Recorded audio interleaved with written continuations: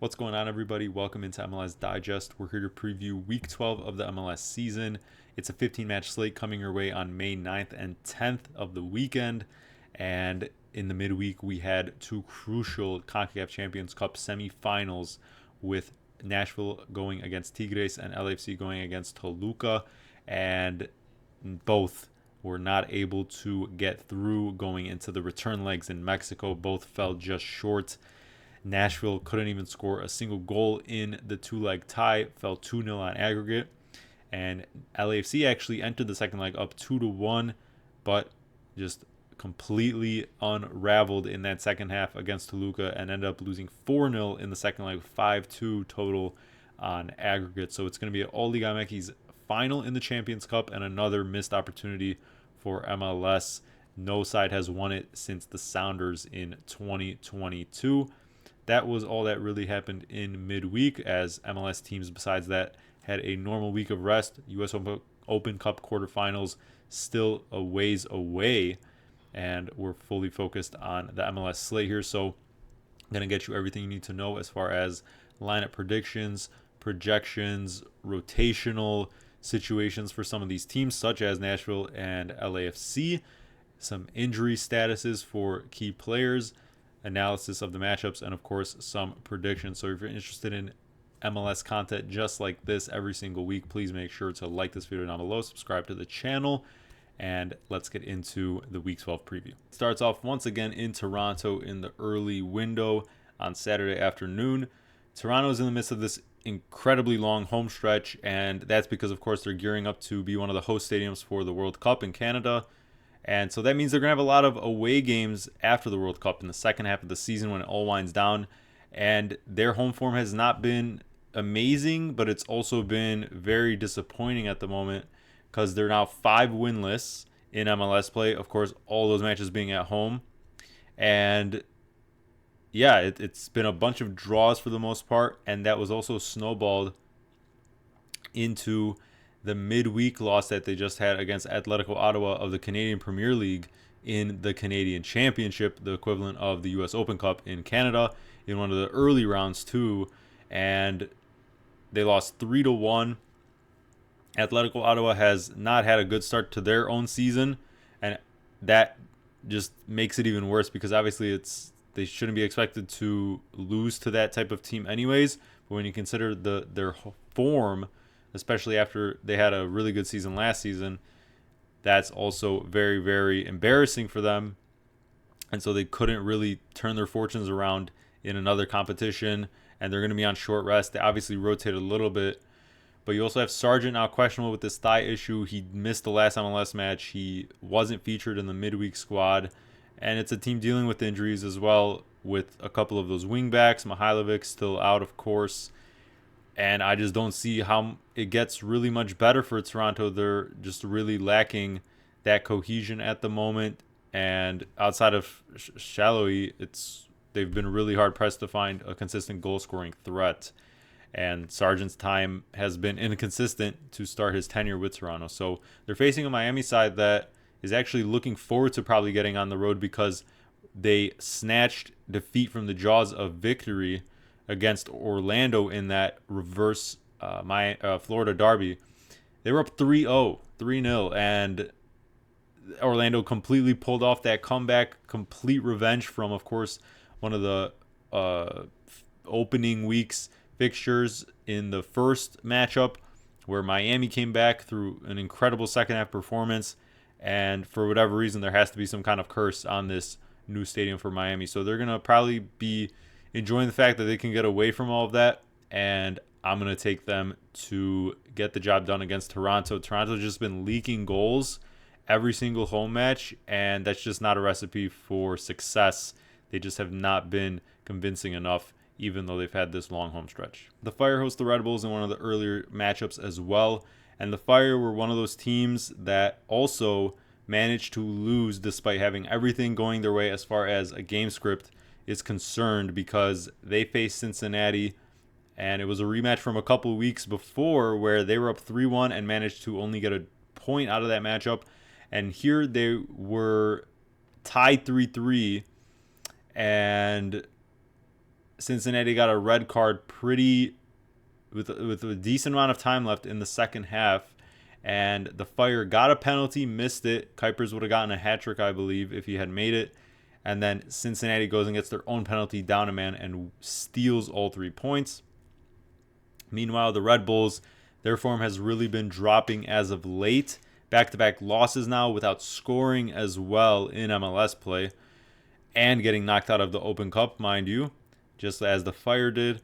And it's part of those growing pains for this Red Bull side, but their games have also had plenty of goals in them. But I think they will be looking to turn this around, of course, as well. The only real new injury news for either side is that Lud is questionable. He picked up some kind of an eye injury, has a black eye. I don't really know how serious that's going to be. He hasn't really been a full-on starter for the club, and he honestly has not been producing for, I think, what most people expected anyways, based on his previous seasons with Minnesota.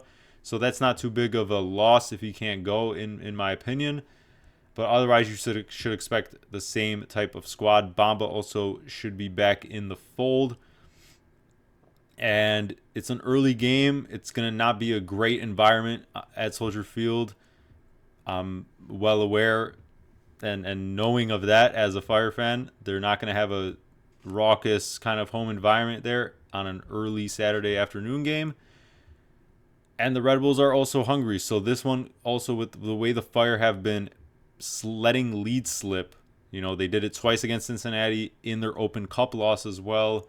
It's very concerning, and Berhalter has to manage that somehow so that this, next season, this building block season as well, after that playoff appearance, doesn't crumble too early. And so that sets up for an interesting matchup because the Red Bulls should bring the energy. They have the youth, and I think this one could be one where we see a decent amount of goals, but it's about who finishes their chances, who keeps their composure. And I think this one swings 2-1 either side. We've got Montreal hosting Orlando, and Montreal also had a midweek Canadian Championship matchup against the Calgary Blizzard. And I'm not going to lie, I'm not sure what league they're in or if they're amateurs or not. I know they're not in the Canadian Premier League, but regardless, that was one of the preliminary rounds as well, so they had a pretty easy opponent compared to Toronto, at least. Toronto should have won, obviously, but they got through 5-0. Didn't, have to put too much emphasis on that, but still a bit of rotation. Guys got minutes, right? And Orlando, meanwhile, as we discussed in the Miami preview, an incredible comeback. They're through to the Open Cup quarterfinals. They obviously just an incredible morale-lifting result against your rivals in that previous win. And, they've been playing a little bit better lately. Their games have still been super high scoring. They've been shipping just as many goals as they've been conceding, but they've still been getting some results, which has been the difference to the early season results where Pareja got fired for. So that's a beneficial sign. I think it was the first game after Pareja got fired that Orlando beat Montreal this season already, 2-1, if I'm not mistaken. And so this is going to be a rematch of that. Of course, Owusu has been balling out for Montreal. He's been the main guy. Rios has now been joining the fold a little bit. He played in the midweek matchup. And you just know what you're going to get with this Montreal side. I think this one could see another 2-1 result. I'm going to go with Orlando to get the win again against Montreal. I know Montreal's won its last 2 home matches in MLS play against NYC and the Red Bulls. But show me something against the team not from New York, because Montreal has not gotten any type of results outside of those 2 teams. So I'm going to go with Orlando to get 3 points. We've got a cross-conference battle against Atlanta and LA Galaxy. Atlanta turning their form around a little bit. They advanced to the U.S. Open Cup quarterfinals, as we discussed a couple weeks back. And on top of that, they won back-to-back MLS matches against Toronto and Montreal. So 2 obviously pretty poor teams, all things considered. But you have to beat up on the lower teams to, get into the middle of the pack, and Atlanta is climbing up just a little bit. Meanwhile, the Galaxy two pretty impressive results against RSL and the Whitecaps at home back to back. Pretty surprising, all things considered, considering those two teams' form entering that matchup. But regardless, they're going to try and move on, but they are dealing with far more injuries at the moment than Atlanta is, as far as how crucial it is to their setup. In my opinion, Royce dealing with a foot contusion that he suffered against the Whitecaps. Paintsel and Peck, of course, have been playing. Paintsel's been playing as the number 9, false 9 a little bit, and he scored a great goal last time out. But with Royce missing, and a couple of guys still kind of getting back into the mix. Glesnes has only a couple games back. I'm just not fully sold on his Galaxy side. I think they've had some surprising results, but they just haven't been consistent enough for me to back. Meanwhile, Atlanta, a couple of wins against some measly teams. This one just has unpredictable written all over it. LA is going to have to travel and play, all the way on the East Coast. Will they be prepared? I just don't know. I just don't think there are too many clear-cut ways that this game can turn out, and that just makes it completely. I just don't think either will pull away from the other as well, and it might be on the lower scoring side of things. So I'm gonna go for a 1-1 draw. It's Charlotte versus Cincinnati, and Charlotte's in terrible, terrible form. Loss after loss after loss on the road. Cincinnati with that incredible performance against the Fire, of course.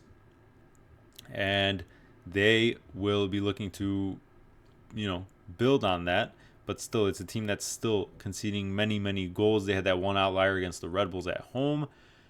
But despite all these crazy skewed score lines, they're still finding points, which is, of course, what's most important as they try to get this back line healthy again. But it's really only Miazga and Haglund who should be, considered starting options once again in this match. They got some minutes off the bench, about 20, 30 minutes each in the last match. Meanwhile, you still have Hadebe and Robinson dealing with their own issues. So not going to be fully healthy, but it's going to be a little bit more patched up. But they go to Charlotte, and I don't really care what Charlotte's form is because I expect them to be a average at best road team, and they've been, of course, terrible. But they're just a team with probably the most heaviest splits out of many MLS sides, home and away. And so that what has happened does not lean into what I think is going to happen here. I think Charlotte's going to bounce back a little bit. Cincinnati has been really, really poor defensively. Charlotte could be, and I think are expecting to get Tim Ream back this week. If they do, that of course helps some things on that back line. And I think they'll be hungry to turn this form around under Dean Smith. I'm going to go for Charlotte with the win in that home fortress. New England versus the Union. And New England with the win last time out against Charlotte. And Philly really disappointed against the Nashville side that, of course, was clearly rotating and mailing it in as far as the lineup in last week's matchup because they were preparing for the second leg against Tigres. And it was a 0-0 draw at home. It's now 2 scoreless for the Union. And not many wins to speak of this season in MLS play, just the one against Montreal on the road. Meanwhile, the Revs have been pretty much flawless at home this season, just racking up win after win. Their only loss was they weren't playing at Gillette Stadium, but it was still a home match. It was their Open Cup matchup against Orlando City. And besides that, though, 5 MLS home matches, 5 wins. It's hard to argue with that. The Union have not shown that same bite in attack. They've been kind of flip-flopping with who's been running in that 2-striker setup. Alada hasn't really been all too consistent either, and it's just kind of a head-scratcher as to who is going to start this matchup, and I think New England has the more surefire setup out of the two teams, and they're just the far better team. So, it's been a good start to the season for Mitrovic's men. They've been defending home field, which has been honestly a long time coming for New England. They've been really, really poor at home the past handful of seasons. And so I think they keep it rolling here and beat the Union. Dallas hosts RSL in the West, and Dallas turned it around. They got Musa and Farrington back, and what do you know? The 3 points come with it. They were questionable heading into the matchup because they had missed a couple of games before that, and they were able to get the result. When Musa starts, he scores. It's really as simple as that. RSL, meanwhile, turning things around themselves because they had suffered back-to-back losses after their incredibly surprisingly good early season start, and they beat the Timbers 2-0 at home. They have to travel here, but I think this sets up to be a really fun match, one of the more entertaining matchups, I think, of the slate, and I think we should see goals in this one. Dallas has been largely unbothered at home. They've been getting wins for the most part. RSL just has that young talent as well, and I think both teams are going to show out here. I expect this to be something around a 2-2 draw, maybe 3-2 for either side. Nashville hosts DC in this one. Nashville, of course, coming off the incredibly frustrating loss to Tigres in midweek. They got knocked out, couldn't score a single goal in the tie, and they'll be kicking themselves. Of course, they had Surge out. He's still expected out for some weeks. But now you also have Tagseth out, who's been out for a week, and Yazbek, who got injured in the warm-ups leading up to the Tigres game. So he's definitely doubtful. He had to be, I think, stretchered off. So it was really that bad. And although they've been in really good MLS form, of course, leading the East still, DC United now back-to-back wins, surprisingly. That late winner against Orlando, and then just kind of playing NYC at their own game with that rugged style. Montreal now with back-to-back games with goals, so Baribo being questionable here isn't too big of a deal, although of course he's been their main scoring threat.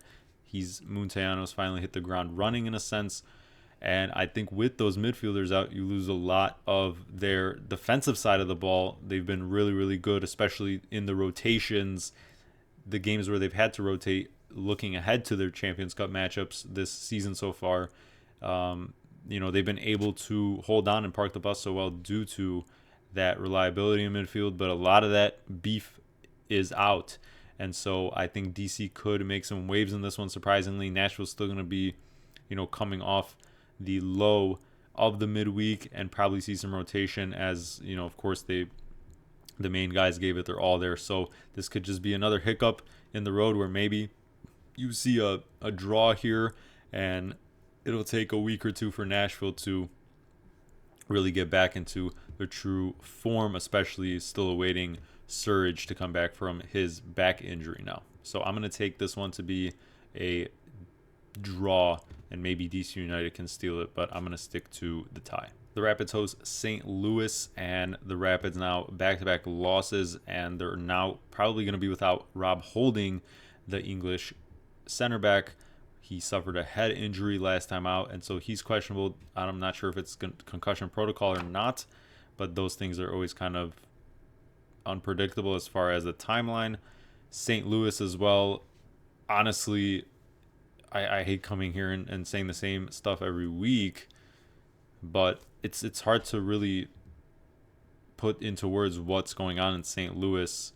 A bunch of injuries. Yes, they advanced in Open Cup, but it's like I'm not particularly convinced they're playing terribly, but for whatever reason, the results are just not swinging their way. In Austin, there were a couple of unbelievable, basically 2-on-1s, tap-ins, situations like that where they need to convert. These are moments that swing games, and they probably should have left Austin with at least a point, and that's being generous for Austin. And somehow they are now once again adding to this losing streak. So it's concerning. They have the talent, but nothing's really sticking to the wall. And yeah, I mean, they put up some kind of good performances on the road so far, but the Rapids just as well have used that home field to their advantage. Have really been good. They're actually 3-0 at home at Dick's Sporting Goods Park. The only loss was in that game at the Broncos Stadium to Miami, so that's not technically a home game. And then, of course, in both of their U.S. Open Cup matches, they've advanced through those home being the host. So It's been very, very good for them here. St. Louis, I think, has talent, but nothing's clicked yet. Leuven being back has really helped his midfield. At the very least, he's another scoring option that can get forward. But it's hard to go against the Rapids. I think this one will be high scoring, maybe 2-2, but I still see the Rapids just pulling it out, probably along the lines of 2-1. The Timber hosts KC, and the Timbers lost to RSL last time out. A pretty toothless performance after that really inspiring performance against San Diego on the road in which they won.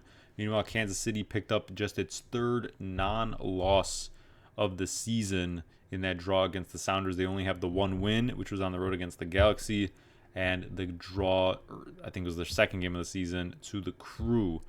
And that was an early game against the Sounders. Both goals came in the first 10-15 minutes, about 5 minutes apart, and then nothing afterwards. And it's just not too much to speak of. I think it was more the Sounders basically gifted the Kansas City their one goal, and besides that, there wasn't much to the game. So Kansas City, as we've all been saying, is, I don't know if they're going to be generationally bad, but the start has been, and they're sitting bottom of the West.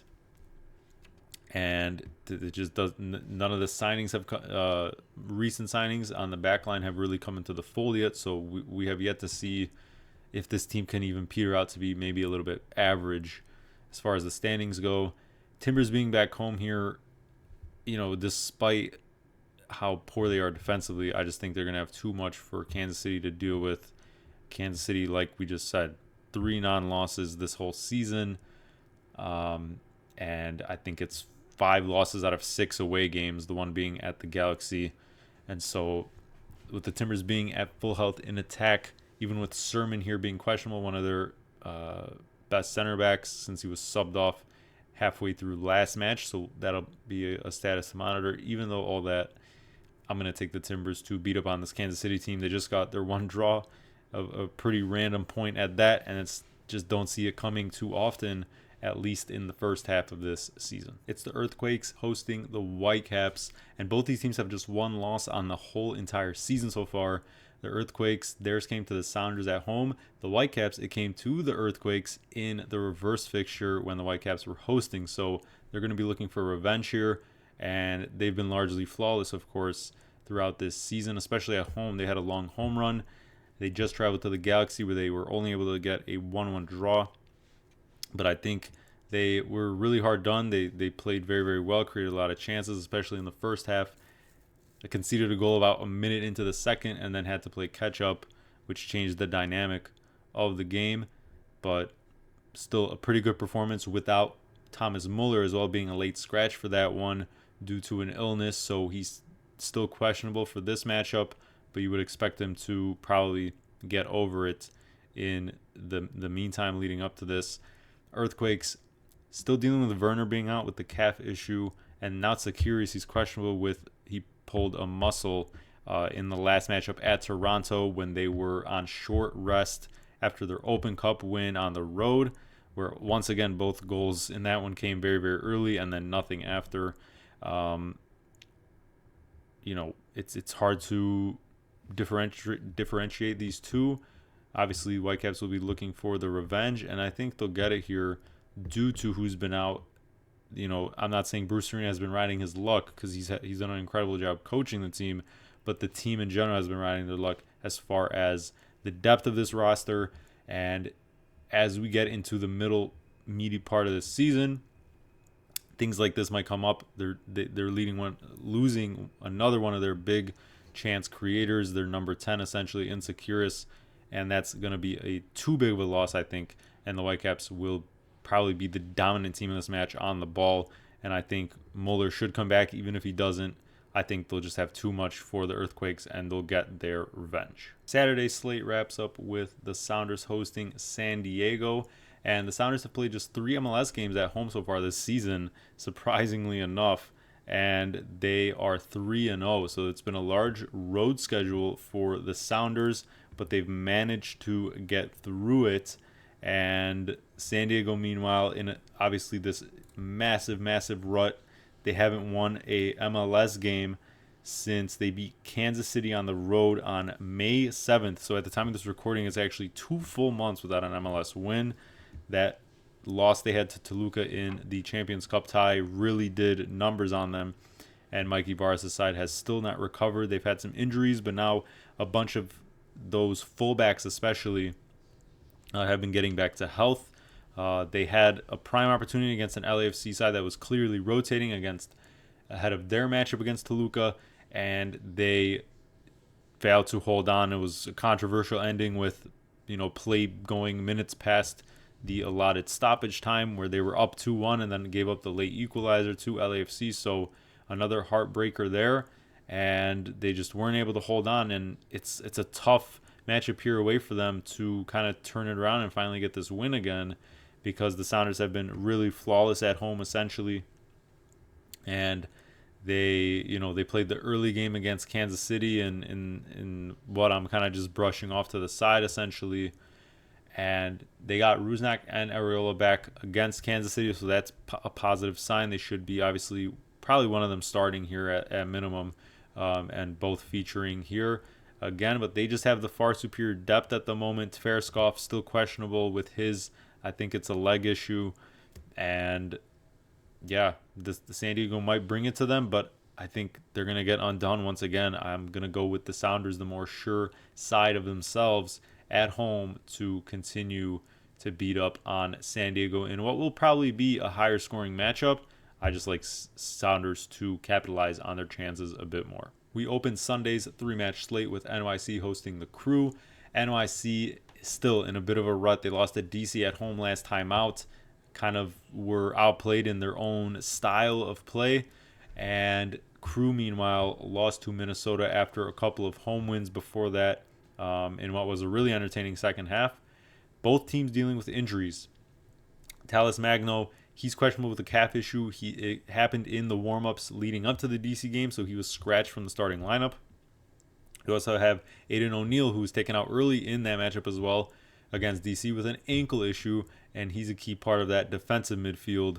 So those are definitely important statuses to monitor ahead of the game. And then for the Crew, as we talked about before, Andre Gomez, he's out with the lower leg injury. They're going to be very cautious about getting him back because he's going to be a crucial part of that midfield when he's all good. But now with Abu Ali out, Tiare's been getting a little bit more run at striker, but he's doubtful now. He's been dealing with a lower leg injury. So last match they played basically a front two essentially of Gazdag and Rossi. And Rossi, of course, as we know, can really be a multifaceted kind of positional player and just kind of roam anywhere. But they still, without Tiare now as well, they don't really have this true focal point, and that leaves some question marks on, of course, once again, this very narrow field where the Crew like to kind of really switch play and swing it out wide to players like Arfston and their wingbacks rather. And so that leaves a bit of a question mark as to really where the opportunities will come from in this matchup. And I just don't see it being a high-scoring one. I think we see a draw here, probably on the lower-scoring side of things. It's Minnesota against Austin here on Sunday, and Minnesota bounced back with a win against the Crew on the road. They return home here. And Austin, 2 wins in a row now, clean sheets to match with both against the Dynamo and St. Louis. Hlongwane's out here, or at least he's been out. His status for this one's kind of questionable, I guess, truly. But the club really hasn't been clear from what I've seen on what's been happening with him. He doesn't have any type of injury. He's just been a DNP, healthy scratch along those lines. Meanwhile, for Austin, Jaden Nelson, questionable with his hamstring issue, kind of aggravated that in the build-up to last match. And honestly, it's one that's pretty hard to predict. Austin has beaten up on 2 teams recently, but still, this attack is not producing enough big chances, enough consistent threat and play for me to back them. Meanwhile, Minnesota, the James Rodriguez experiment has really been short-lived. I think he only has about this match and maybe one more before Colombia has its camp ahead of the World Cup, and he's going to leave for that to build his fitness and prepare, because no matter what we want to think, he's going to be part of that squad as long as he's healthy, and he is. But he just hasn't been getting enough match time at the moment to warrant being a starter, I guess, for the team, for the national team. But he's going to prioritize that. This was always the case, and who knows how many matches we still see with James in a Loons shirt. We'll see what happens after the World Cup, but it's just really been this pointless kind of situation in a sense, because he just hasn't even been a key contributor or just been on the field enough for this Loon squad. No one was expecting, like, him to be one of the best players in the league or anything like that, but it's just been kind of a weird situation.